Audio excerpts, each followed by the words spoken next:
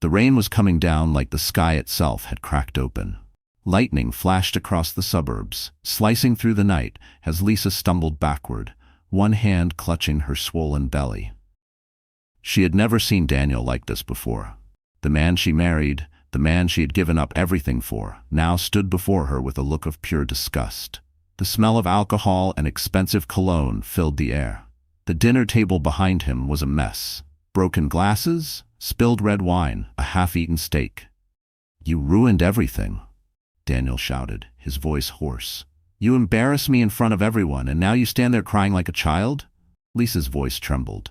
I didn't mean to spill the wine. It was an accident, Daniel. Please, you're hurting me." His hand came down hard. The slap echoed through the house like a gunshot. Her cheek burned. She stumbled, gripping the edge of the table for balance. "You should have never been my wife," he hissed. "You're just a burden." The words sliced deeper than the pain on her face. Lisa could barely breathe. Her chest heaved as she whispered, "Daniel, our baby." But Daniel's rage didn't stop. He pushed her again.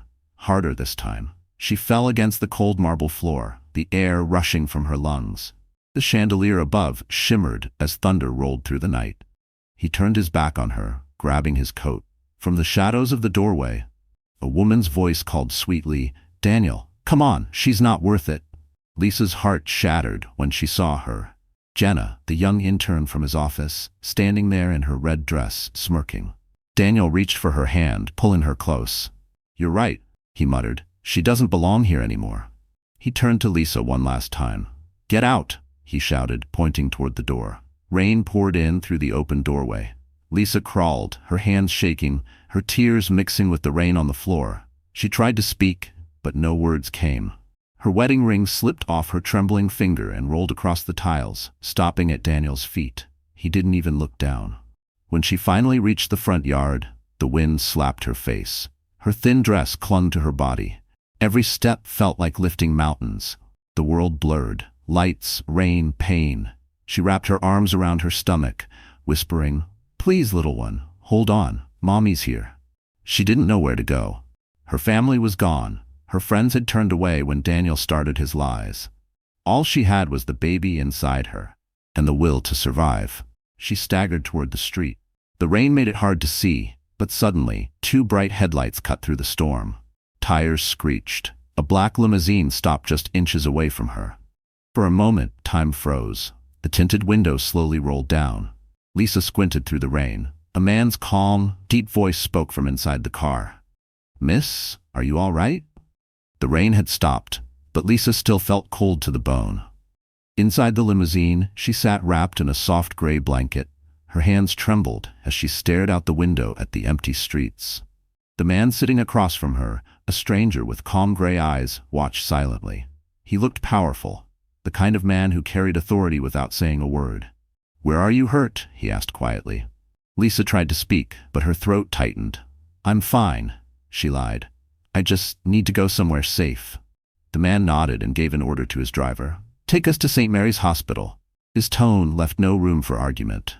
As the car began to move, Lisa looked down at her reflection in the dark window. Her cheek was still red from Daniel's slap. She touched her face and flinched. "How did it come to this?" she whispered. Only a year ago, her life had seemed perfect. She had a good job in marketing, dreams of starting her own company, and a husband who promised her the world. She believed him when he said she didn't need to work, that he would take care of everything. She gave up her career for love, thinking sacrifice meant strength. But Daniel changed. The late nights, the cold stares, the perfume that wasn't hers, she saw the signs, but refused to believe them. Every time he came home angry, she told herself it was her fault. She had become a ghost in her own home, tiptoeing around a man she no longer recognized. The stranger's voice broke her thoughts. "You're pregnant," he said softly. It wasn't a question. Lisa nodded, tears gathering in her eyes. 7 months. I thought he'd be happy, but I guess love doesn't mean much when money and pride are involved. He studied her quietly, his expression unreadable. "What's your name?" "Lisa," she murmured. "Lisa Carter." He leaned back. "I'm George Collins."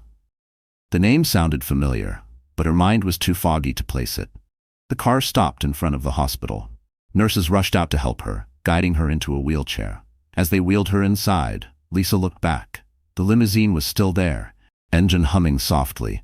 George stood in the doorway, watching her disappear through the hospital doors. Hours later, after a doctor confirmed the baby was safe, Lisa sat in a hospital bed, staring at the ceiling. The reality of her situation hit her like a storm. No home, no money, no family. Just her and the tiny heartbeat inside her. But somewhere deep inside, something began to shift. A flicker of strength. A whisper of defiance. She pressed a hand to her belly and said softly, "We're going to be okay, I promise." At that exact moment, the door creaked open. A nurse stepped in, holding a bouquet of white lilies and a note. Lisa frowned. "Who are these from?" The nurse smiled. "A gentleman named George Collins. He said he'll come back tomorrow, because he has something very important to tell you." Lisa's heart skipped a beat. What could a billionaire possibly want with her? Daniel Carter sat alone in his luxurious office, staring at the city lights through the glass wall. The world outside looked peaceful, but inside his head was chaos. His phone buzzed nonstop, messages from reporters, investors, and friends, all asking the same question. What happened at your house last night? He clenched his jaw and ignored them. He didn't want to think about Lisa, about the way her eyes looked when he pushed her away. For a moment, guilt tried to surface, but he drowned it quickly with another sip of whiskey. Across from him, Jenna stood by the window, looking flawless as ever. Her red dress hugged her curves, and her smile was sweet but sharp. "You need to stop moping, Daniel," she said, twirling her hair. "You did the right thing. That woman was holding you back." Daniel looked up, his voice rough. "She was my wife." Jenna rolled her eyes. "Was. Past tense. You want to build something big, don't you? You can't do that with someone who cries over broken dishes. You need someone who can play the game." He stared at her, realizing how quickly she could twist words to make poison sound like reason. But he didn't stop her. He needed her. Or at least, he needed the deal she promised. Jenna had connections with investors he'd been chasing for years. "Those investors from Milan?" he asked. "You're sure they'll come through?" She smiled slyly. "They already wired the advance this morning. You're welcome." Relief washed over him. The last few months had been a financial nightmare. His company was drowning in debt, and Lisa's refusal to let him sell the house only made things worse.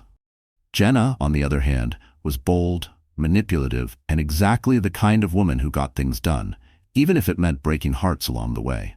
But deep down, Daniel felt something he couldn't admit. Fear. Jenna knew too much, had too much control. Every decision he made now seemed to benefit her more than him. "Don't look so tense," Jenna said, walking over and placing a hand on his chest. "You're free now, free to be who you were meant to be." Her perfume filled the air, sweet, intoxicating, dangerous. He closed his eyes for a moment, letting her words wash over him. Maybe she was right. Maybe Lisa was the problem. Maybe everything would finally fall into place. Then his assistant burst in, pale and shaking. "Sir, there's something you need to see." He handed Daniel a tablet. On the screen was a headline from a major news site. "Businessman Daniel Carter accused of domestic violence. Pregnant wife hospitalized after assault." The room spun. Daniel's stomach dropped. The article included photos of his house, his car, and a blurry picture of Lisa being helped into a limousine. He looked up at Jenna, panic flashing in his eyes. "Who took this picture?" Jenna smirked, her tone flat. "You're famous now, darling. Maybe you should have smiled for the camera." Daniel's heart pounded as he realized his perfect plan was falling apart, and someone out there wanted to destroy him. Jenna Taylor sat at her vanity mirror, brushing her long golden hair. The reflection staring back at her wasn't just beautiful, it was dangerous. Her lips curled into a smile as she replayed the morning's chaos in her head. Daniel was panicking, and she loved every second of it. For years, Jenna had perfected her role, the innocent assistant who listened, laughed, and obeyed. Men like Daniel always fell for it. They saw her as fragile, in need of protection. But behind that sweet smile, Jenna was calculating, waiting for her chance to rise. Her phone buzzed. A message popped up from an unknown number. "The video worked. Carter's reputation is crumbling. Proceed to phase 2. She smirked. "Perfect," she whispered, tossing her hair over her shoulder. Daniel thought she loved him. Poor fool. He was just a stepping stone, a tool to open doors to investors and luxury. The real prize wasn't Daniel or his company. It was the contract with Collins Group, the billionaire empire she'd been chasing for months. Rumor had it George Collins was looking for fresh talent, someone bold enough to take risks. Jenna planned to be that person. When Daniel stumbled into her apartment later that evening, his tie loosened, eyes bloodshot, she played her part flawlessly. "Oh, baby, you look exhausted," she said, wrapping her arms around him. "Don't worry about those rumors. They'll die down soon." He sank onto the couch, burying his face in his hands. "My investors are pulling out. I could lose everything." Jenna's eyes flashed for a second, but she quickly hid it behind a soft smile. "Then maybe it's time we move fast. I still have that offer from Collins Group. If we merge your company under my name, I can convince them to keep funding." Daniel looked up. "Under your name?" She leaned closer, her perfume thick in the air. "Just on paper, temporary. Once the heat dies down, we'll fix everything." He hesitated, but fear made him weak. "Fine," he muttered. "Draft the papers." As he went to shower, Jenna opened her laptop and forwarded his signed documents to the unknown number from before. Attached was the message, "Transfer complete. Carter's assets are now under my control." Her phone rang. She answered with a smirk. "It's done." A man's deep voice replied, "Good."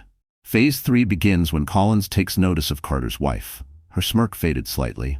His wife? Why would a billionaire care about her? The voice chuckled. "You'll see. Just keep Daniel distracted." The call ended. Jenna stared at her phone, uneasy. Something about the tone of that voice made her nervous. But she brushed it off. "Whatever it is, I'll handle it," she whispered, looking at her reflection again. She reapplied her lipstick, bold red, like blood. Nobody outsmarts Jenna Taylor. Just then, her phone vibrated again, this time with a news alert. Her eyes widened as she read the headline. "Lisa Carter receives anonymous hospital donation from billionaire George Collins." The color drained from her face. She whispered to herself, "George Collins? Why would he help her?" For the first time, Jenna felt a chill, as if someone far more powerful had just entered her game. The golden lights of the Crystal Lounge shimmered against the marble walls as laughter and music filled the air.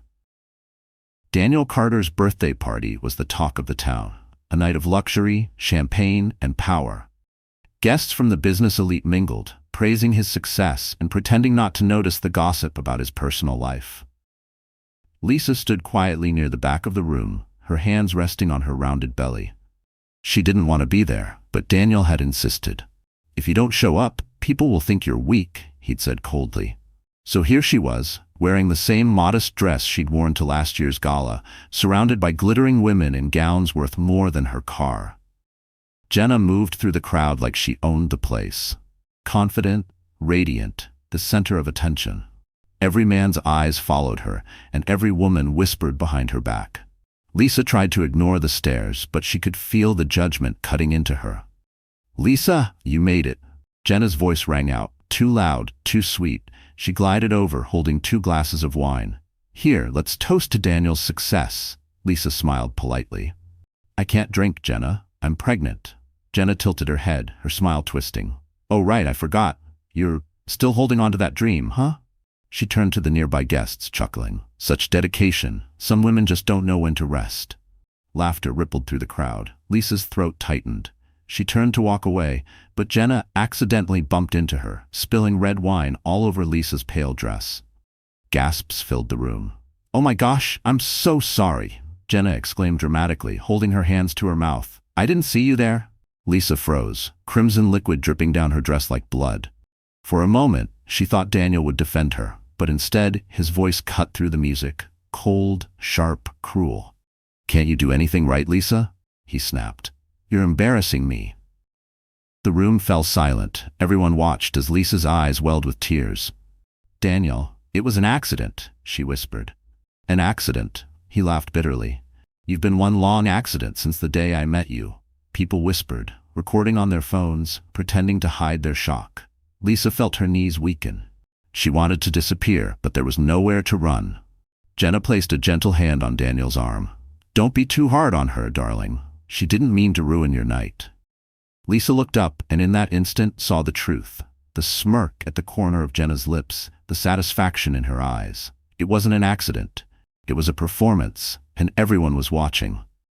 Daniel turned away, grabbing Jenna's hand. You're right. Let's not waste time. They walked toward the dance floor, leaving Lisa standing alone, her soaked dress clinging to her trembling body.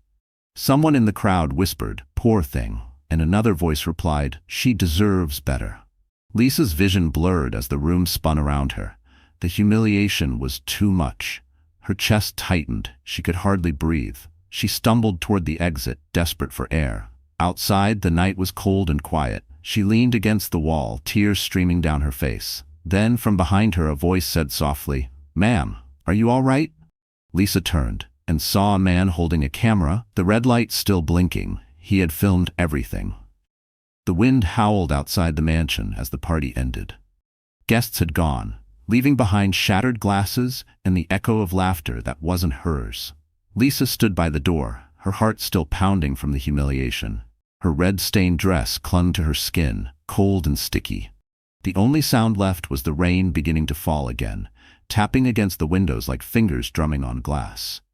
Daniel appeared at the top of the staircase, his tie loose, his eyes burning with anger. "You just couldn't stay quiet, could you?" he shouted. "You had to make a scene, in front of everyone." Lisa looked up, her voice trembling. "Daniel, I didn't." "Don't you dare talk back to me," he roared, storming down the steps. "You ruined my reputation, my night, everything I've built." Her hands instinctively covered her belly. "Please, Daniel, our baby." He stopped only for a second, glaring at her. "That child is nothing but a mistake. You were supposed to make my life easier, not destroy it." The words cut through her like a knife. She could taste blood in her mouth from biting her lip too hard. Tears filled her eyes, but she held her ground. "You used to love me," she whispered. "You promised me forever." He laughed cruelly. "Forever ended the day you stopped being useful." Then he grabbed her arm, too hard, and yanked her toward the door. She cried out in pain, struggling to keep her balance. "Daniel, stop! You're hurting me." But he didn't stop. He flung the front door open, the storm bursting in like a wild animal. Rain lashed against them both, but he didn't care. "Get out!" he shouted, his voice echoing through the empty halls. "Get out and never come back." For a moment, time froze. Lightning lit the driveway, revealing the expensive cars, the perfect garden, the life she had once helped him build. All of it felt like a cruel joke now. "Please," she begged. "At least let me get my things." Daniel threw her suitcase at her feet. "Here, take your trash and leave." She stumbled down the steps, clutching her belly as the wind pushed her back. Behind her, the door slammed shut with a thunderous bang. She was alone, cold, wet, and shaking. Lisa started walking, but every step felt heavier. The rain blurred her vision, and the pain in her abdomen grew sharper. "Please, baby," she whispered. "Stay with me. Mommy's here." Her phone buzzed in her pocket, a message from an unknown number. "We saw what he did. You'll get justice soon." She froze. Who could have sent it? Was it the man with the camera?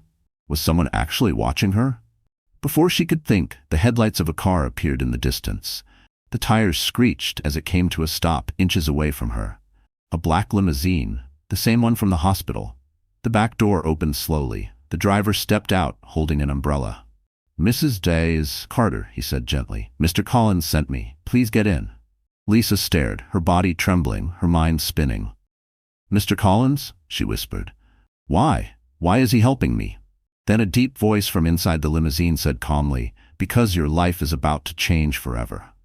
The warmth of the limousine wrapped around Lisa like a blanket after the storm. She sat silently, soaked to the skin, clutching her stomach as the driver closed the door. Across from her sat George Collins, the billionaire she'd briefly met before at the hospital. He looked calm, collected, and impossibly composed, dressed in a dark suit that seemed untouched by the rain outside. For a long moment, neither spoke. The sound of the rain against the windows filled the silence. Finally, George broke it. "You shouldn't be out in weather like this," he said softly, his voice low and steady. "Especially not in your condition." Lisa looked down, embarrassed. "I didn't have anywhere else to go." His eyes softened, though his expression remained firm. "You shouldn't make excuses for other people's cruelty. What he did to you is unforgivable." Her throat tightened. "How do you know what happened?" He looked away, his gaze distant. "I saw the video." Lisa froze. "The video?" He nodded. "Someone recorded what happened at that party. It's already spreading online. The world now knows what kind of man Daniel Carter really is. Her heart raced. "Oh my God," she whispered, her voice trembling. "Everyone will see?" "Yes," George replied quietly. "And you don't need to feel ashamed. He should be the one hiding." She looked out the window, watching the streetlights blur through the rain. "I never wanted revenge," she said. "I just wanted peace." George studied her for a moment before replying, "Sometimes peace only comes after truth is revealed." The car slowed as they pulled into a gated estate. Lisa gasped at the sight. A mansion larger than anything she'd ever imagined, surrounded by gardens that glowed under soft golden lights. "Where are we?" she asked, her voice barely audible. "My home," George said simply. "You and your baby need somewhere safe to stay. I've already arranged a private doctor and a nurse." Lisa shook her head. "I can't accept that. I don't even know you." George gave a small smile. "Maybe not yet, but I know you, Lisa. I know your mother." Her heart skipped. "My mother? But she died when I was 16. He nodded slowly. "Yes. Her name was Anna Carter. She was the nurse who stayed with me when I was in the hospital years ago. After my accident, she saved my life. I never forgot her kindness." Tears welled up in Lisa's eyes. "You knew my mother?" George looked at her with quiet respect. "She was a remarkable woman. She spoke about you every day. When I saw your name on the hospital file last week, I knew it couldn't be a coincidence." Lisa pressed a hand to her mouth, overwhelmed. "So you're helping me because of her?" He shook his head. "No, Lisa. I'm helping you because you deserve better. You remind me of the strength she once had." Lisa's tears fell freely now. For the first time in months, she felt seen, not as a victim, but as someone who mattered. As the car stopped in front of the mansion doors, George turned toward her and said, "Stay here tonight. Tomorrow we'll talk about your future." Lisa hesitated. "My future?" George's eyes darkened slightly. "Yes, because Daniel Carter won't stop until he's destroyed everything, including you." Lightning flashed outside, and Lisa realized her nightmare wasn't over. It was only beginning. The morning sun poured through the tall glass windows, bathing the Collins estate in soft gold. Lisa awoke in a silk bed, surrounded by white curtains that swayed gently in the breeze. For a moment she didn't know where she was. Then she remembered the limousine, the rain, and the man with the calm gray eyes. A gentle knock came at the door. A nurse stepped in, smiling kindly. "Good morning, Mrs. Carter. Mr. Collins asked me to check on you and the baby." Lisa sat up slowly, wincing from the soreness in her back. "We're okay," she murmured. "Just tired." The nurse nodded, jotting notes on a chart. "You've been through a lot. Rest is the best medicine right now." After the nurse left, Lisa wandered to the balcony. Below, she saw George Collins walking through the garden, speaking on the phone. His posture was strong, commanding, yet his gestures were calm. She could tell he was a man used to control and to loss. When he noticed her, he ended his call and looked up. "You're awake," he said, smiling faintly. "How are you feeling?" "Better," she replied softly. "But I can't stay here forever." He nodded. "I know, but you need a plan. Daniel won't give up easily. He's already trying to paint you as unstable. He told reporters you ran off because of pregnancy stress." Lisa's stomach twisted. "He's lying again." George looked serious. "He's desperate. I know men like him. They destroy what they can't control." She turned away, tears stinging her eyes. "He used to be kind. He wasn't always like this." George's voice softened. "That kindness was an illusion. People show their true nature when power is at stake." Lisa turned back, studying his face. "You sound like someone who's seen betrayal before." He paused for a moment, then said quietly, "I have." She waited, but he didn't elaborate. Instead, he motioned for her to follow him to his office. The room was lined with books and family photos. One picture caught Lisa's attention, a young woman with kind eyes and a familiar smile. "That's your mother," George said gently. "Anna?" Lisa gasped. "You kept her photo?" He nodded. "She was the only one who treated me like a human being when I lost everything. After my wife died, I became angry, cold. Your mother reminded me what compassion looked like. She saved me from myself." Lisa's eyes filled with tears. She used to say helping people was her purpose. George smiled faintly. "She passed that to you, I think." The room fell silent for a moment. Then Lisa asked the question that had been haunting her. "Why are you really helping me, Mr. Collins?" He hesitated. Because when I look at you, I see the same strength your mother had and the same danger she once faced. Lisa frowned. Danger? George's jaw tightened. Your mother's death wasn't an accident. She was silenced after discovering something tied to my company. I think Daniel's involvement with Jenna isn't just personal, it's connected. Lisa's heart raced. Connected? How? He met her eyes, his voice low and steady. Because Jenna works for the same people who once tried to destroy me. Lisa's breath caught as she realized her husband's betrayal might be part of something far darker than love or greed. The soft hum of medical machines filled the quiet hospital room. Lisa blinked slowly, her vision blurry, her body weak. The scent of disinfectant and fresh flowers mixed in the air. For a moment, she didn't know where she was. Only that she wasn't in Daniel's house anymore. When she tried to sit up, a gentle hand steadied her. It was George Collins, his gray suit immaculate even here. Easy, he said calmly. You fainted last night. You and the baby are both safe. Lisa's eyes filled with tears. I thought I lost her. I thought. You didn't, George said, his voice firm but kind. The doctor said the stress was severe, but you're strong. You made it through. She swallowed hard, her hands trembling. Thank you for helping me. I don't know what I would have done if you hadn't shown up. He looked away for a moment. You don't have to thank me, Lisa. I told you I owed your mother my life.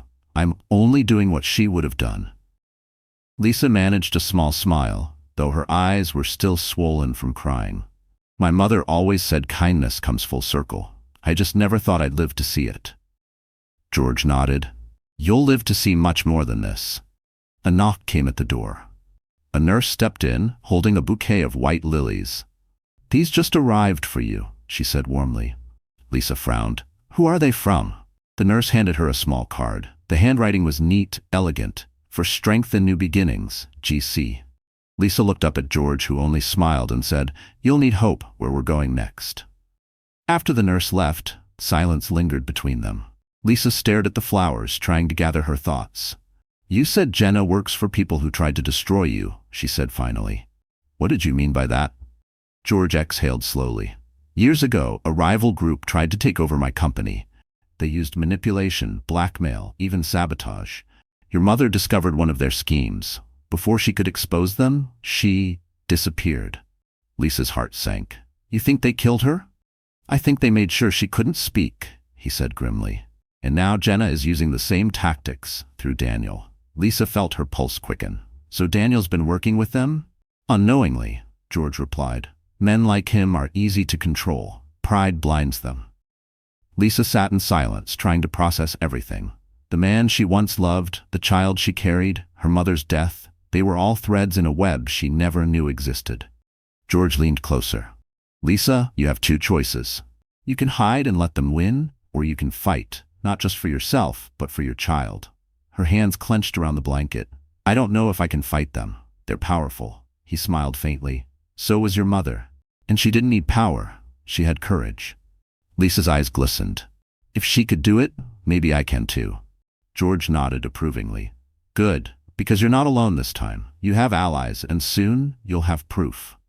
Proof? She repeated. What proof? He stood, buttoning his jacket. There's something I need to show you, something that will change how you see everything, including your husband. Before Lisa could respond, the hospital door opened, and Daniel Carter himself stepped inside. Daniel Carter stood frozen in the doorway of the hospital room, rain dripping from his hair.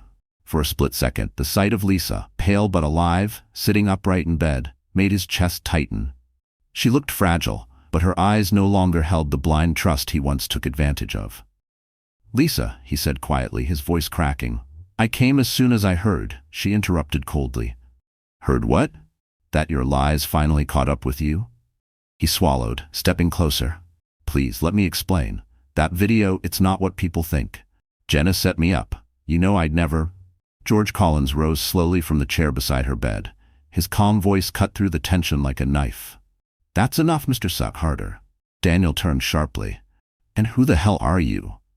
George Collins, the billionaire replied evenly. I'm the man who paid your wife's hospital bills, and the man who now holds evidence of your assault in high definition. Daniel's face drained of color. You can't prove anything. George smiled faintly. You're welcome to try me. Lisa watched as Daniel's confidence wavered. For the first time she saw fear in his eyes. Not anger, not pride, but real fear. "Why are you doing this?" Daniel snapped at George. "You don't even know her." "Oh, but I do," George said quietly. "Her mother saved my life, and I won't let her daughter be destroyed by a coward like you." Lisa's heart pounded. Part of her wanted to scream, part wanted to hide. Daniel looked between them, realizing how small he suddenly seemed in this room of truth. "You think you can take her from me?" he hissed. "She's my wife." Lisa stood, her voice trembling but strong.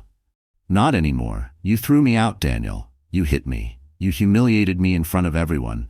You lost me the moment you raised your hand." For a moment, silence hung in the air. Then Daniel's mask cracked. "You'll regret this," he growled, pointing at George. "Both of you." He stormed out, slamming the door so hard the walls shook. Lisa sank back onto the bed, shaking. "He's not going to stop," she whispered. "He'll come after us." George adjusted his cufflinks calmly. "Let him try. He's already destroying himself." "What do you mean?" she asked. He opened his briefcase and slid a folder toward her. Inside were printed headlines and screenshots. "Daniel Carter under investigation for fraud. Investors withdraw from Carter Design. Jenna Taylor missing." Lisa's eyes widened. "Fraud? Missing? What's happening?" "Everything Jenna built was fake," George explained. "She used him as a front to funnel money from my rivals, and when the walls started closing in, she vanished, taking everything with her." Lisa pressed a trembling hand to her mouth. "So, he's losing everything." George nodded. "And the world will soon know why." Outside the window, the sound of sirens grew louder. Lisa looked toward the street below. Police cars were pulling up to the hospital entrance. "George," she whispered, "are they here for Daniel?" He didn't answer at first. Then slowly he looked at her and said, "No, Lisa.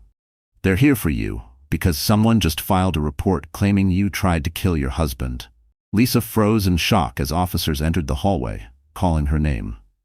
Jenna Taylor sat in the corner of a luxury suite, legs crossed, champagne glass in hand, watching the city glitter below.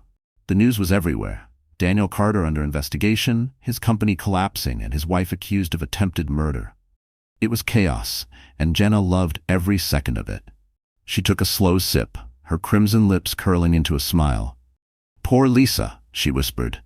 "You never stood a chance." Her phone buzzed. It was Daniel. She let it ring twice before answering, her tone dripping with fake sympathy. "Daniel, darling, I was just thinking about you." His voice came through, frantic and broken. "They froze my accounts, Jenna. The cops are looking for me.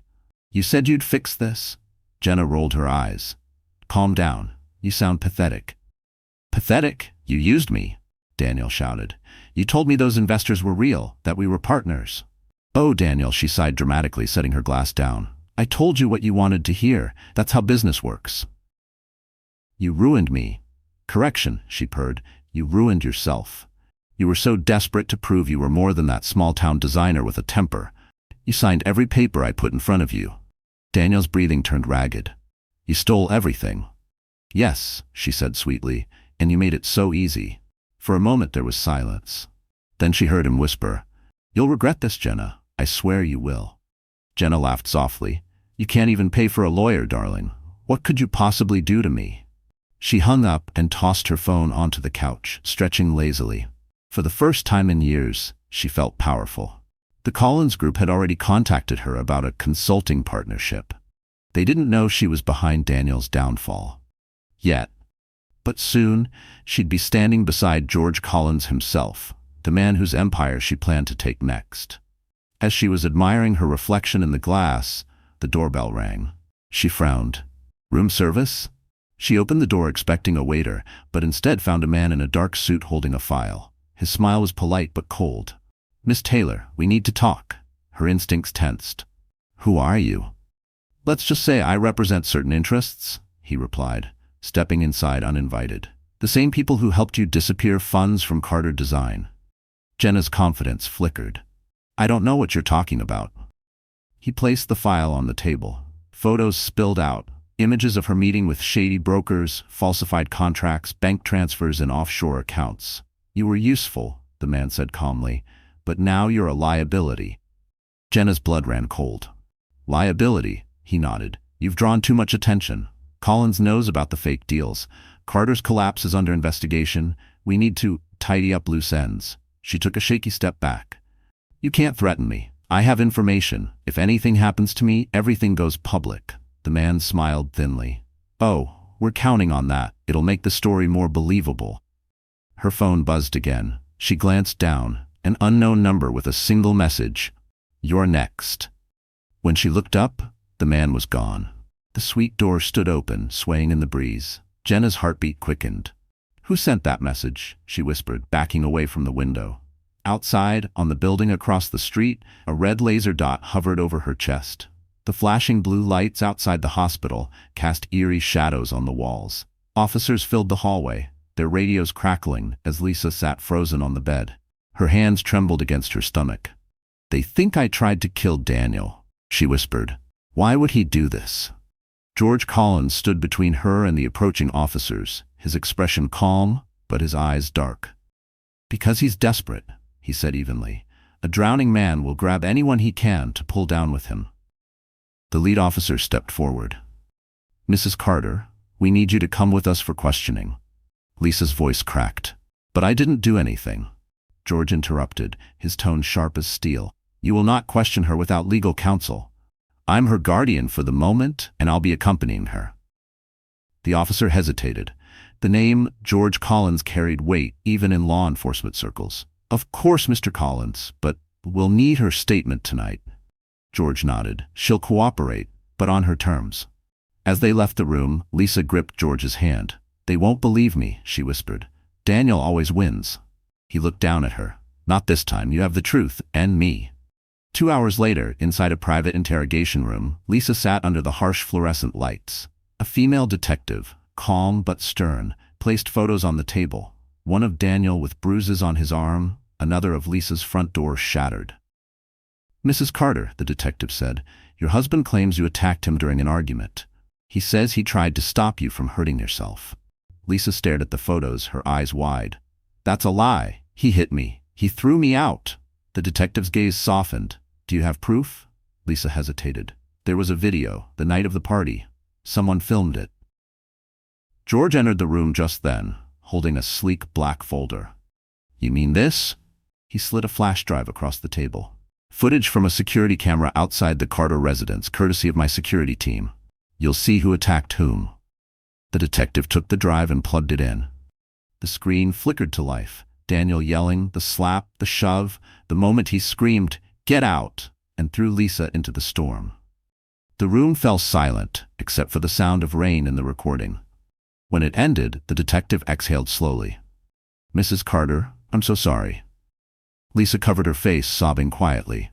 George placed a reassuring hand on her shoulder. The detective turned to George. This changes everything. We'll issue a warrant for Daniel Carter immediately. As they left the station, reporters crowded the sidewalk shouting questions. Cameras flashed, microphones pushed forward. Mrs. Carter, is it true your husband abused you?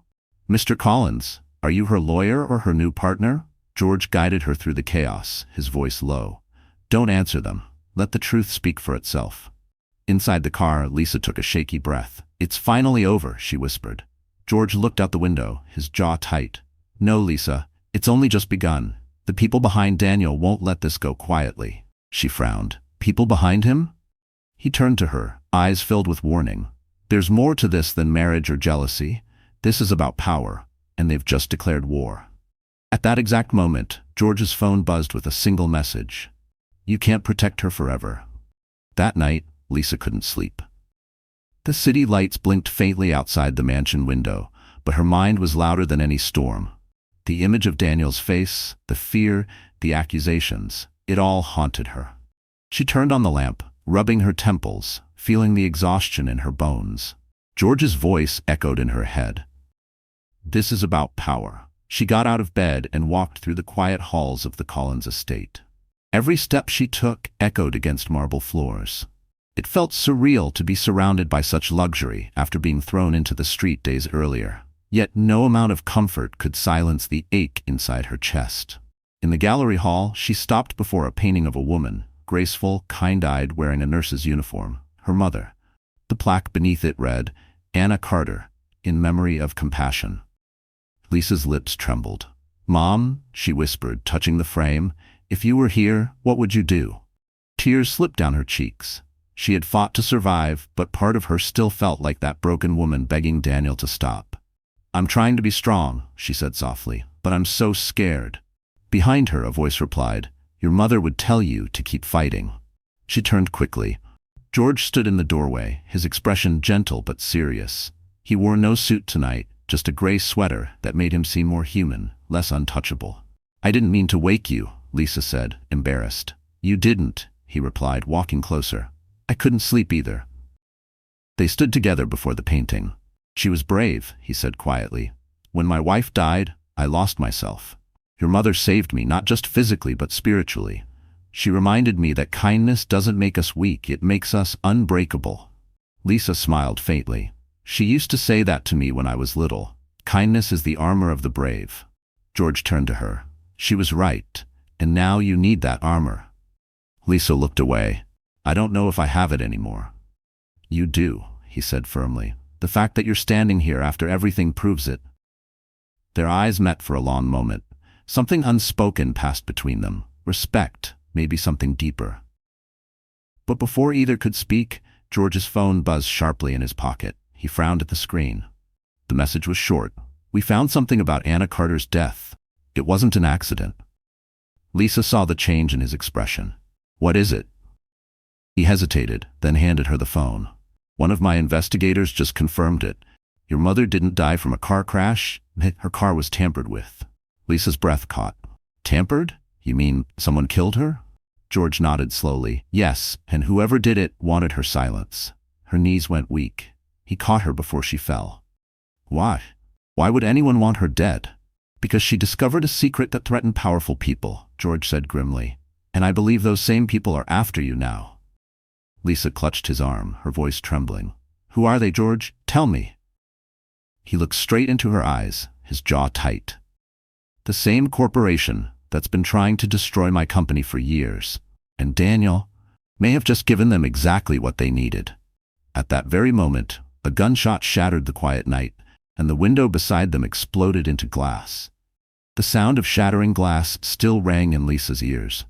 George pulled her down to the floor, shielding her with his body as shards scattered across the marble tiles. The gunshot had come from outside, a warning, not a kill. Security guards rushed into the room seconds later, shouting orders and securing the area. "Are you hurt?" George asked, checking her arms for cuts. Lisa shook her head, trembling. "No, but someone just tried to shoot us." He nodded grimly. "They're sending a message." "Who are they?" she demanded. "Why are they after us?" George stood, his face hardening. "Because we're getting too close. The people who killed your mother. They're part of the same network that's been trying to bring me down for years." Lisa's knees wobbled, but she forced herself to stand. "Then we fight back," she said, her voice shaky but determined. George looked at her, surprised. "You're stronger than you think." "I don't feel strong," she whispered. He gave a faint smile. "That's exactly what strength looks like." The next morning, Lisa woke to find a garment bag hanging on her door and a note attached. "Every rebirth deserves armor, GC." Inside was a tailored suit, elegant, sharp, nothing like the soft dresses she used to wear for Daniel. When she put it on, she barely recognized the woman in the mirror. Gone was the frightened wife. Standing in her place was someone new, a survivor. She straightened her shoulders, adjusting the blazer. "You're not his victim anymore." She told her reflection, "You're your mother's daughter." When she entered the grand hall, George was waiting beside a laptop, a map, and stacks of files. He looked up, momentarily stunned by her transformation. "You look," he began. "Different," she said with a small smile. "Good, that's the point." He nodded approvingly. "Then let's get to work." For the next few hours, they reviewed documents tracing shell companies and offshore accounts connected to Daniel's firm. Lisa was shocked to see how deep the corruption ran. Embezzlement, identity fraud, and political bribes, all under the same shadowy organization. "This can't all lead back to Daniel," she said. "It doesn't," George replied. "He's just one of their pawns, but if we expose the people above him, we'll bring them all down." Lisa leaned forward. "Then what's our next move?" George handed her a folder. Tomorrow night there's a charity gala hosted by one of their front companies. We'll go together. Quietly. They won't expect to see you, not after the media painted you as a runaway wife. Lisa's eyes narrowed. You want me to face them? I want you to let them see the woman they tried to destroy, he said firmly. A flicker of confidence returned to her. Then I'll give them a show they'll never forget. George smiled faintly. That's exactly what your mother would have said. As he turned back to his laptop, a security guard entered the room, pale and breathless. Sir, we found something outside. George looked up. What is it? The guard hesitated. A bullet casing and a note attached to your gate. Lisa's pulse quickened. What does it say? The guard handed him the paper. George unfolded it slowly. Scrawled in red ink were the words, "You can't protect her forever." Lisa met George's eyes, and for the first time she realized whoever was hunting them wasn't finished. They were just getting started. The night of the gala shimmered with false glamour. Crystal chandeliers cast golden light over gowns and tuxedos, but beneath the sparkle, whispers ran like poison. The Collins Foundation charity ball was supposed to be an evening of elegance, yet for Lisa Carter, it was war. She stepped out of the limousine, her posture perfect, her eyes calm but fierce. Gone was the timid woman who once begged for love. Tonight she wore power like perfume. Sleek black dress, diamond earrings that caught the light, and a gaze sharp enough to cut glass. George offered his arm. Are you ready? Lisa inhaled deeply. I've been ready my whole life. As they entered, the crowd turned. Cameras flashed, murmurs rippled. Is that Lisa Carter? Didn't her husband accuse her of? She looks incredible. Lisa kept her head high, ignoring the murmurs. George guided her toward the main hall, where business elites mingled under chandeliers. But one face made her freeze. Daniel.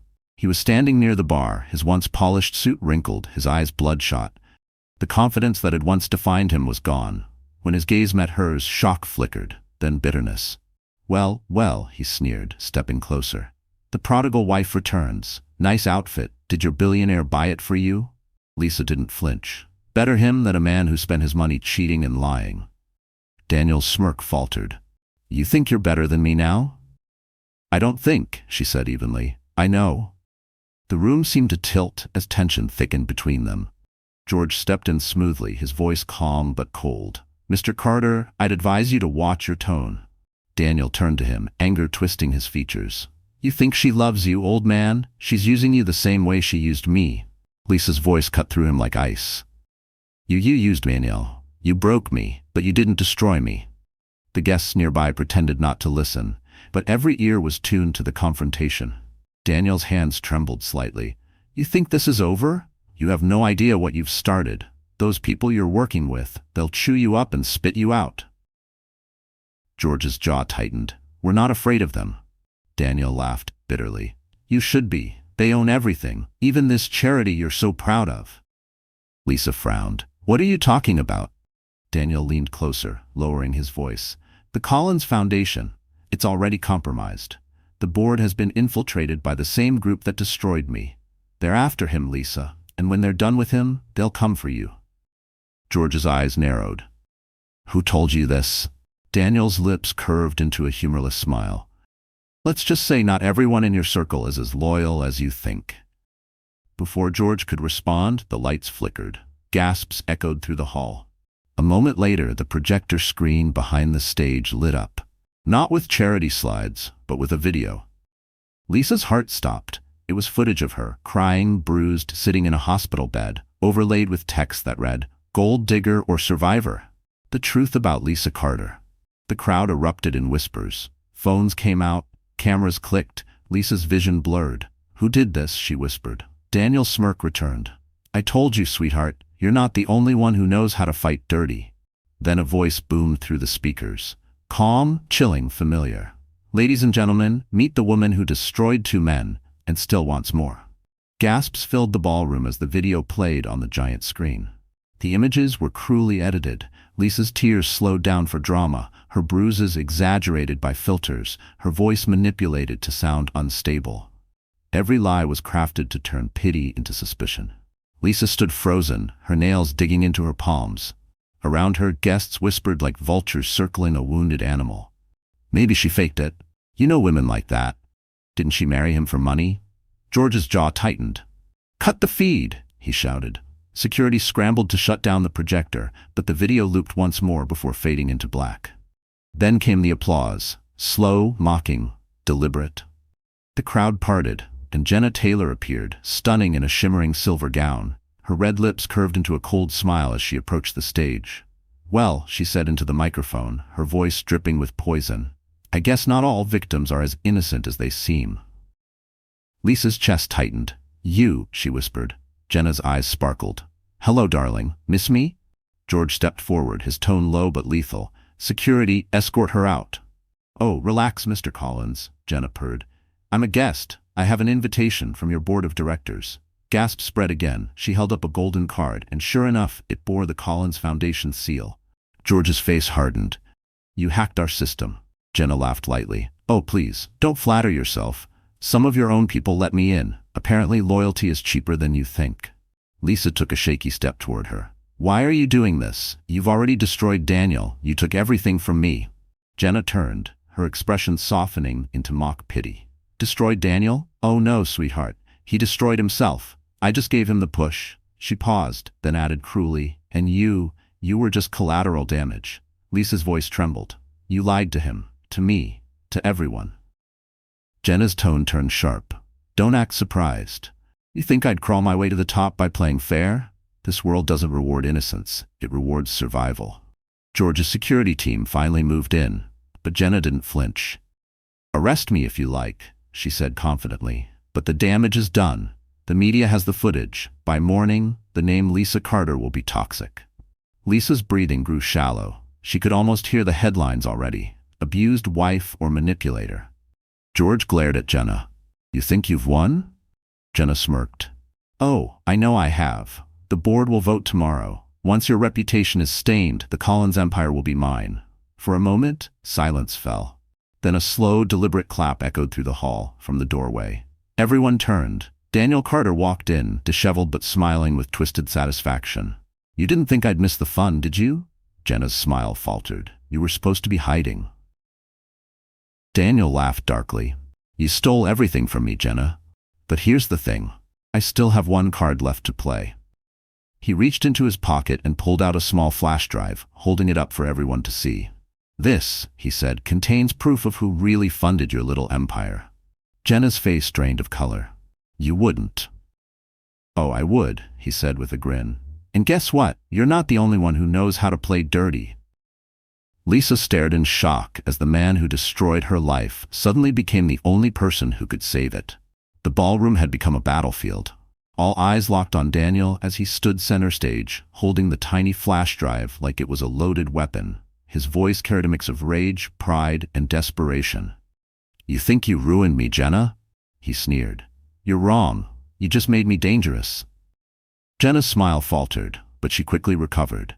"You don't have the courage to use that, Daniel. You never did." He chuckled bitterly. "Maybe not before, but after losing everything, I've got nothing left to fear." George stepped forward, his tone sharp. "Enough. Whatever's on that drive, hand it to me. We can expose this properly through the law." Daniel shook his head. "The law? The law doesn't protect people like us. It protects them." He pointed at Jenna. "The rich manipulators who twist everything for power." Lisa watched him carefully. For the first time, she didn't see her husband. She saw a broken man, hollowed out by greed and guilt. Jenna crossed her arms. "You're pathetic. That drive doesn't scare me. Everything you have came from me." Daniel smirked. "Then you should be very afraid because it also contains every transaction you made with the people funding your schemes. Offshore accounts, shell companies, even your fake charities." The crowd gasped. Camera flashes went off. The media guests had already begun recording. Jenna's mask of confidence cracked. "You're bluffing," she hissed. "Am I?" Daniel plugged the flash drive into the nearby projector. The screen flickered to life, revealing spreadsheets, signed contracts, and coded transfers linking Jenna to illegal corporate espionage. The room erupted. Reporters shouted questions. Investors whispered furiously. Jenna turned to George, her voice rising. "You think this clears her name?" She pointed at Lisa. "She's still complicit. She lived off his money, didn't she? She played her role like a good little actress." Lisa stepped forward slowly, the light catching her calm face. No, Jenna. I believed in love. Something you'll never understand. But tonight, I'm not here to prove myself. I'm here to end you. The crowd hushed. Even Daniel looked startled. George glanced at her, then nodded once. Do it. Lisa pulled a small device from her purse, a sleek, silver phone recorder. While you were too busy destroying me, she said, pressing a button, you forgot something. I was listening. A recording played through the speakers. Jenna's voice filled the hall.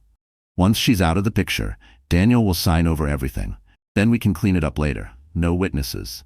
The room exploded with outrage. Reporters surged forward, flashes blinding. Jenna froze, her lips trembling for the first time. Lisa stood tall, her heart pounding but steady.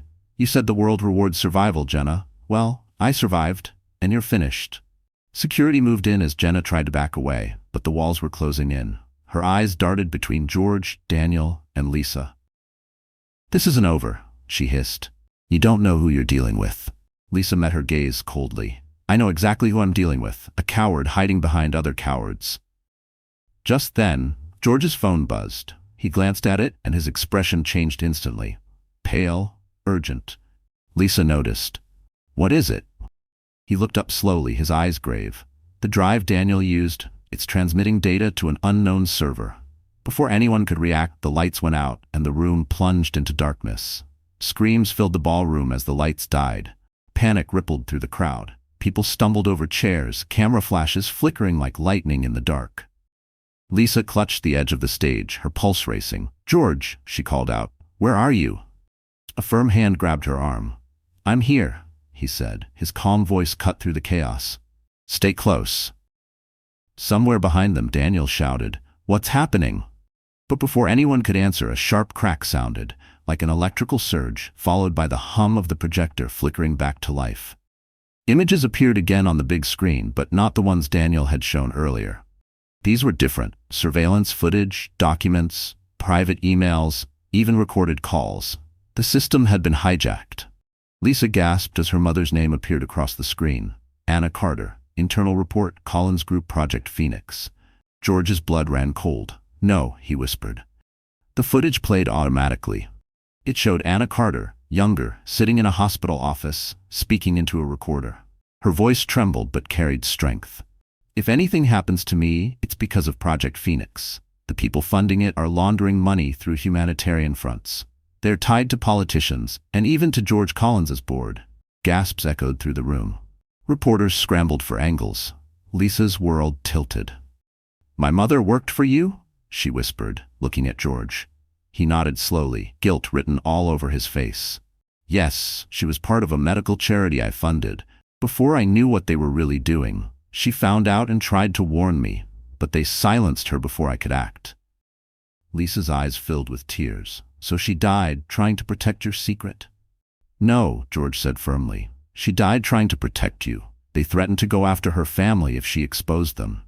Before she could respond, the speakers crackled again. A distorted voice boomed through the hall, deep and cold.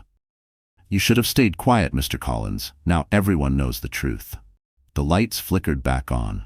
The room was chaos. Guests fleeing, reporters shouting, guards rushing to lock down the exits. Jenna was gone. Daniel stood by the stage, pale and shaking. She took the drive, he muttered. She planned this. She's sending everything to the press. George cursed under his breath. If she uploads that data, they'll twist it, make it look like we're the criminals. Lisa steadied herself. Then we get ahead of it. We tell the truth before they do. He looked at her, surprised. You'd risk everything again? She nodded. My mother died for this. I won't let them bury her name in lies. George gave a sharp nod. Then we do it my way, with evidence and with witnesses. He turned to his head of security. Lock down every server connection in the building. Find Jenna Taylor, alive. The man hesitated. Sir, there's something you need to see. He handed George a tablet. On the screen was a live news feed. Jenna standing outside the hotel, surrounded by cameras, waving a USB drive like a trophy. Her voice blared through the speakers. The truth will set us free. George Collins is a fraud, and Lisa Carter helped him cover up murder. The crowd in the ballroom froze. Lisa felt her heart drop. George clenched his fists. She wants a war? He said coldly. Then she'll get one. Outside, a black SUV pulled up beside Jenna, and a familiar shadow stepped out, watching her every move. Rain poured over the city like punishment from heaven. Daniel Carter stood outside a crumbling warehouse on the edge of downtown, drenched and shaking. His designer suit was torn, his eyes bloodshot. Every call he'd made that night went unanswered. The world he once controlled had turned its back on him. He pulled a small flask from his pocket, drinking until the burn numbed his chest. His reflection in the puddle below was almost unrecognizable. A man stripped of pride, of purpose, of everything. Inside the warehouse, flickering lights revealed a makeshift office filled with discarded furniture and broken equipment.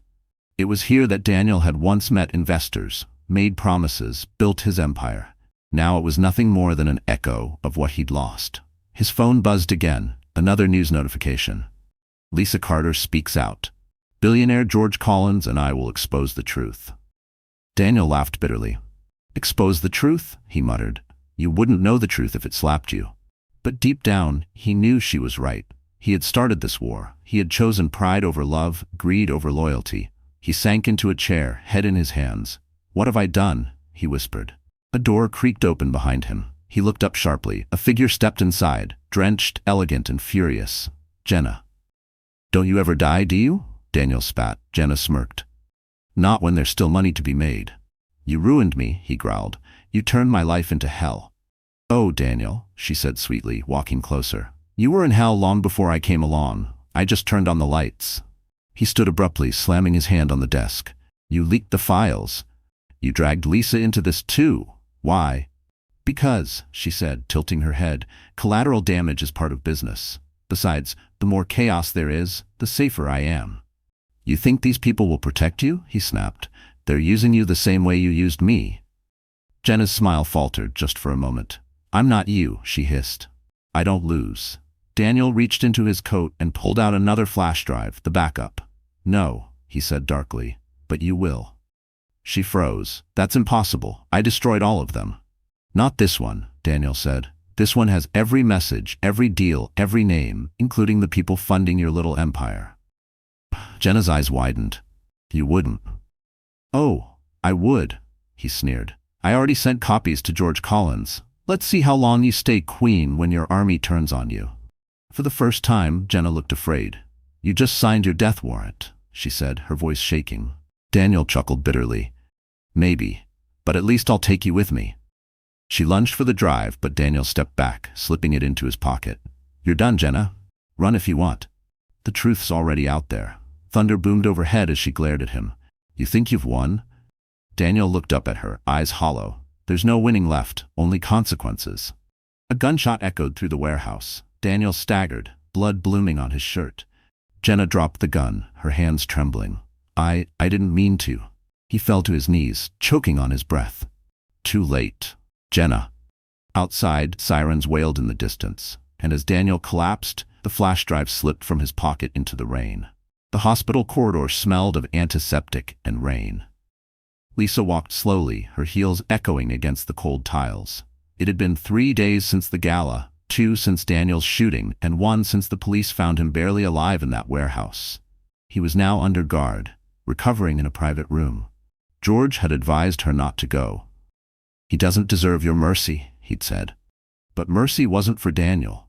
It was for her. She paused at his door, taking a shaky breath. The last time she saw him, he had thrown her into a storm. Now he was the one trapped in it. Inside, Daniel looked smaller, weaker. Tubes ran from his arm, machines beeped rhythmically beside him. His once perfect hair was disheveled, his eyes hollow. When he saw her, confusion flickered, then guilt. Lisa, he rasped, you came. She nodded, stepping closer. You shouldn't talk. He let out a rough laugh. After everything I did, you still sound like my wife. Her heart tightened. I'm not your wife anymore, Daniel. But I am human. Silence stretched between them. The only sound was the rain tapping against the window. I don't deserve forgiveness, he said quietly. No, she replied softly. You don't. But forgiveness isn't about you. It's about letting go. He looked at her, tears forming in his tired eyes. I thought I had it all. Money, power, control. But in the end, I lost the only thing that ever mattered. Lisa blinked back tears. You could have had everything if you'd just loved honestly. He tried to smile but winced from pain. I was too proud, too stupid. She took his trembling hand. Daniel, whatever happens next, I want you to know, I don't hate you anymore. He stared at her, stunned. After everything. I hate what you did, she said firmly, but I don't want to carry it anymore. You broke me, yes, but you also made me realize how strong I could be. His eyes glistened. I wish I could take it back. You can't, she whispered, but you can start by telling the truth. He hesitated, then nodded weakly. The people behind Jenna, they're powerful, Lisa. Collins is in danger. They used me too. Who are they? She asked urgently. He took a shaky breath. Project Phoenix. The same group that killed your mother. Lisa froze, her blood turning cold. What? They needed her research. She found out what they were doing, human testing, illegal drugs under the charity. George never knew. He coughed violently, gripping her hand. Tell him to look for the name Aurelius. That's where it starts. The heart monitor beeped faster. Nurses rushed in, shouting for assistance. Lisa stepped back as they surrounded him, her heart pounding. Daniel, she cried. Stay with me. Who's Aurelius? But he was fading, his lips barely moving. Forgive me, Lisa. The monitor went flat. The nurses worked desperately, but after a minute, one of them shook her head. He's gone. Lisa stood frozen, tears spilling down her face. Despite everything, the finality hit like a knife. George entered quietly, placing a hand on her shoulder. It's over. She turned to him, her voice trembling. No, George, it's not. He gave me a name, Aurelius. George's face turned pale. Dear God, he whispered, that name hasn't been spoken in 20 years. Morning sunlight spilled into the Collins estate, warm but heavy with unease. Lisa sat in the nursery, rocking gently in the chair by the window. Her baby, tiny, perfect, and sleeping soundly, rested in her arms. Every soft breath reminded her why she had to keep going. She had named him Noah, after her mother's favorite story. It means rest, she whispered, brushing a finger against his cheek. Something this family hasn't had in a long time. George stood at the doorway, watching quietly. He'd been there every step of the way, ensuring the baby's safety, hiring guards, and sealing off the estate. Yet, even he couldn't shake the weight of Daniel's last words. Aurelius, he muttered under his breath. I thought that name was buried with the past. Lisa looked up. Who are they, George? What does that name mean? He sighed, stepping inside. Aurelius was once a code name for a network of powerful investors who funded illegal medical projects under humanitarian covers. They were the real force behind Project Phoenix. When your mother tried to expose them, they made it look like a car accident. Lisa tightened her hold on Noah. And now they're after us. They're after the truth, George said, and you're the only living witness who can connect the dots. Lisa felt the familiar tremor of fear but pushed it aside. Then we won't hide anymore. He studied her, impressed by her resolve. You remind me of your mother more every day. She smiled faintly. She taught me to fight, even when it hurts. George hesitated, then handed her a folder. Inside were photographs, old documents, and names. These are the remaining members of Aurelius, he said. We expose them, we destroy everything they built. Lisa flipped through the photos. Men in suits, women with cold smiles, faces from charity galas and magazine covers. The last photo stopped her cold.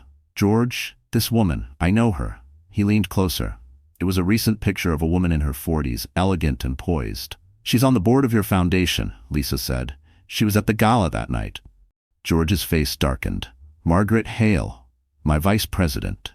Lisa's voice hardened. She's one of them. Before he could answer, the security intercom buzzed. A guard's voice came through, strained. Sir, we have a situation at the front gate. A delivery truck just pulled in without clearance. George frowned. Tell them to leave. A sudden explosion cut his words short. The floor shook. Glass shattered. Lisa screamed, shielding Noah as debris rained down from the ceiling. Guards rushed in, shouting. Smoke filled the hall. George grabbed Lisa's arm. We have to get out, now. They ran down the corridor, alarms blaring. Flames licked the walls as the air filled with sirens.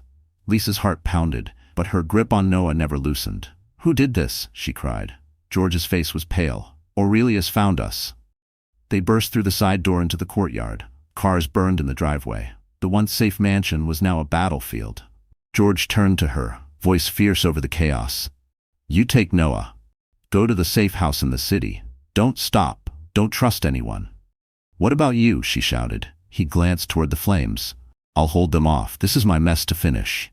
Before Lisa could argue, a black SUV screeched into the courtyard, and stepping out of it was a woman with silver hair and cold eyes. Margaret Hale. The smoke still hung heavy in the air as the black SUV rolled to a stop. From its doors stepped Margaret Hale, tall, elegant, and terrifyingly calm amid the chaos. Her silver hair gleamed under the firelight, her tailored coat spotless despite the destruction around her. "George," she called, her voice smooth as glass. "It's been a long time." George positioned himself in front of Lisa, shielding her and the baby. "Margaret," he said coldly, "I should have known you'd crawl out from the shadows eventually." She smiled faintly. "You always had such a flair for dramatics. You think you can fight us with documents and sentiment? We built empires on the bones of better men." Lisa's heart pounded. "You killed my mother." Margaret turned her icy gaze toward her. "Ah, Anna Carter's daughter. You have her eyes, that same irritating light of moral righteousness." Lisa stepped forward, fury trembling through her. "She believed in saving lives. You used her research to cover your crimes." Margaret chuckled softly. "Your mother was naive. Her compassion made her dangerous. And you, my dear, inherited that same weakness." George's voice hardened. "She's stronger than you'll ever be." Margaret's smile faded. "We'll see." Without warning, her men raised their weapons. Gunfire erupted. George pulled Lisa behind a pillar as bullets shattered the courtyard stone. Guards returned fire, chaos erupting around them. Lisa clutched Noah close, tears streaming down her face. "George, we have to leave," she cried. He nodded, motioning toward the garage. "Go through the west wing, I'll cover you." "No," she said fiercely. "We go together." But he was already gone, disappearing into the smoke. Lisa ran through the hallway, her lungs burning. The fire had spread, devouring the curtains and wooden beams. The baby whimpered softly, and she whispered, "Shh, it's okay, Mommy's here." At the back entrance, a shadow appeared. Not an enemy, but a familiar face. Mark Reynolds, George's head of security, stood there, blood on his arm but determination in his eyes. "Come on," he said. "We've got a car waiting." She followed him outside, the cool air hitting her like a slap. As they reached the car, she turned back and saw George through the smoke, pinned down by gunfire. "George!" she screamed. Mark grabbed her arm. "Lisa, if we go back, you'll both die. He told me to protect you and the baby. That's the mission." Tears blurred her vision. "I can't just leave him." Mark's jaw tightened. "You can if you want his sacrifice to mean something." Reluctantly, she got into the car. As it sped away, the mansion behind them exploded in a burst of flame. Lisa sobbed quietly, holding Noah close as the fiery glow faded into the distance. Hours later, they reached the safe house, a quiet apartment hidden above an art gallery in the city. For the first time in days, silence surrounded her. Mark bandaged his arm while Lisa rocked Noah to sleep. "Thank you," she said softly. "You saved us."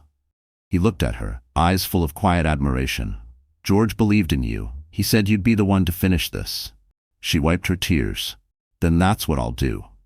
Before he could respond, her phone buzzed on the table. An unknown number flashed across the screen. She hesitated, then answered. A familiar voice spoke, raspy but alive. "Lisa, it's me." Her heart skipped.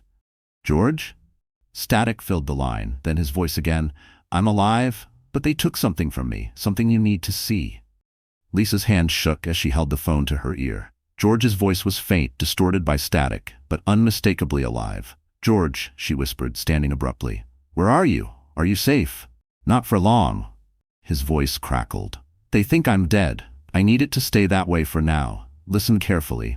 Margaret took something from my office before the explosion. It's the original Project Phoenix drive. Everything about Aurelius is on it." Lisa's heart pounded. "Where is it now?" "I traced it to a storage facility downtown, Unit 47A. It's heavily guarded. You can't go alone." She looked toward Mark, who was still tending his arm. "I'm not alone." There was a pause. "Good," George said weakly.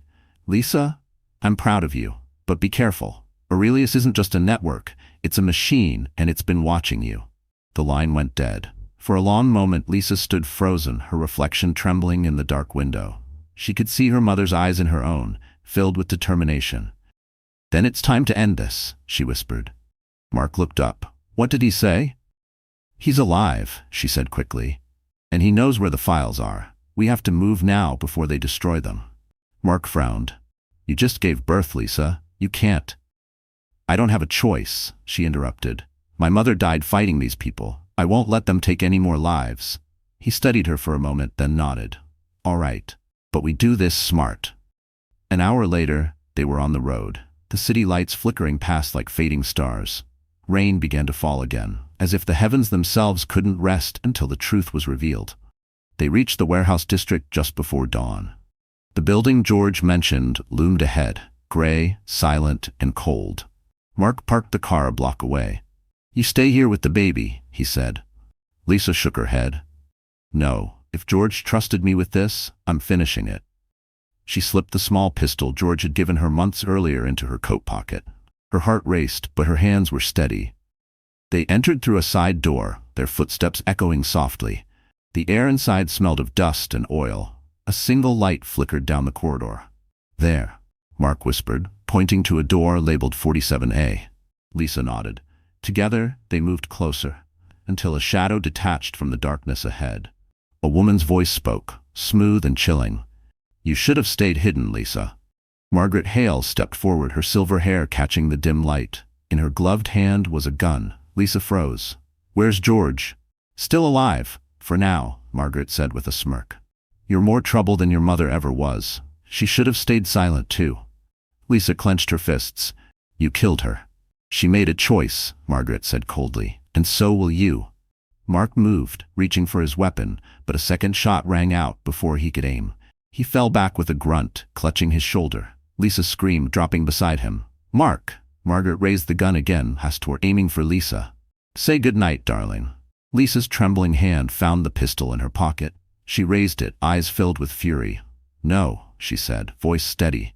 Good night to you. A deafening bang echoed through the warehouse. When the smoke cleared, one body lay motionless on the floor, and Lisa's gun slipped from her shaking hand. The gunshot echoed through the vast, empty warehouse like thunder. For a few seconds, everything was silent.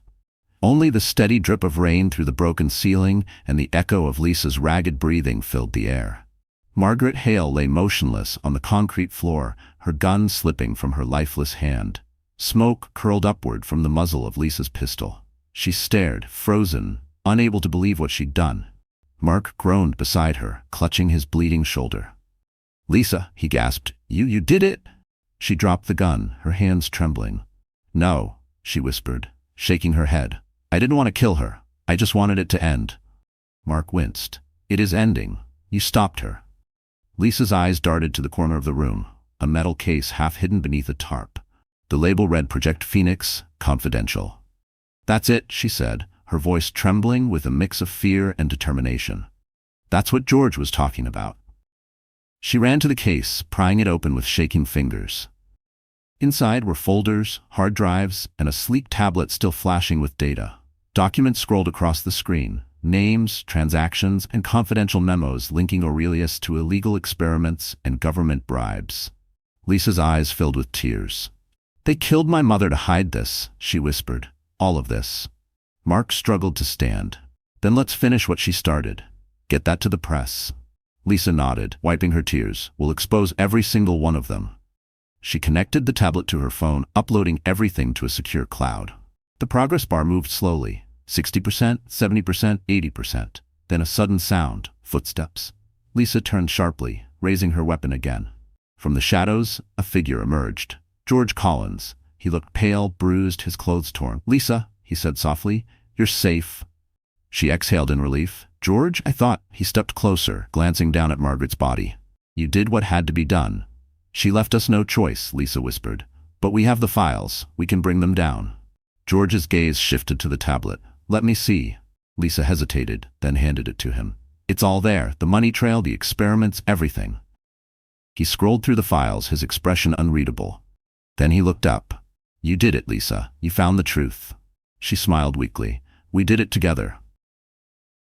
But something in his tone made her uneasy. His eyes weren't soft like before. They were cold, calculating. George? She said quietly. What's wrong? He sighed, almost regretfully. You were never supposed to see this. Lisa's stomach dropped. What are you talking about? He turned the tablet toward her. Do you really think a company like mine survived all these years without Aurelius's protection? I was one of them, Lisa. Your mother didn't die because of me. She died because of what she found out about me. Lisa's world shattered. No, that's not true. It is, he said softly. I cared for you, but business is business, and now you've gone too far.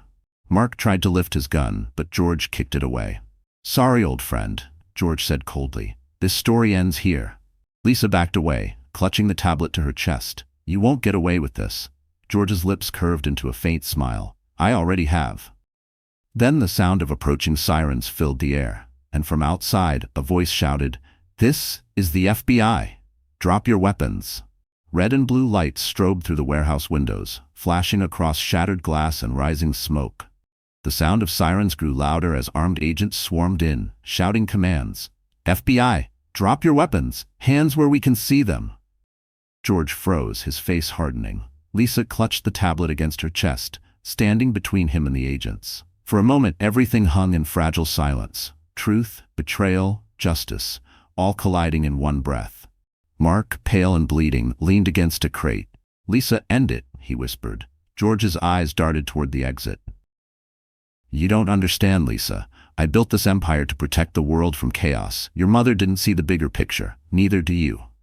Lisa's voice broke but held steady. You killed her to protect yourself. He shook his head.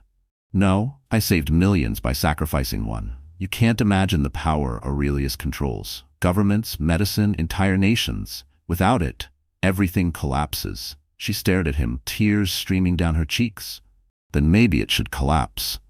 The agents closed in. George glanced around, realizing there was no escape. You think you've won? You're just a pawn, Lisa. They'll find another me tomorrow.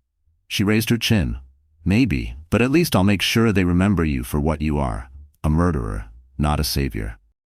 He hesitated, just long enough for an agent to step forward and seize him. George Collins, the agent barked. You're under arrest for conspiracy, fraud, and murder. George didn't resist. He only looked at Lisa one last time, his eyes cold and weary. Your mother would have done the same, he muttered as they dragged him away. Lisa felt her knees give out. Mark caught her before she fell, wincing in pain. It's over, he said softly. She shook her head. Not yet. Outside, the dawn was breaking. Rain had stopped, leaving the city washed clean. The first rays of sunlight broke through the clouds as Lisa stepped out, the tablet still in her hands. Reporters swarmed, microphones flashing. Lisa Carter, one shouted. Is it true you exposed the Aurelius network?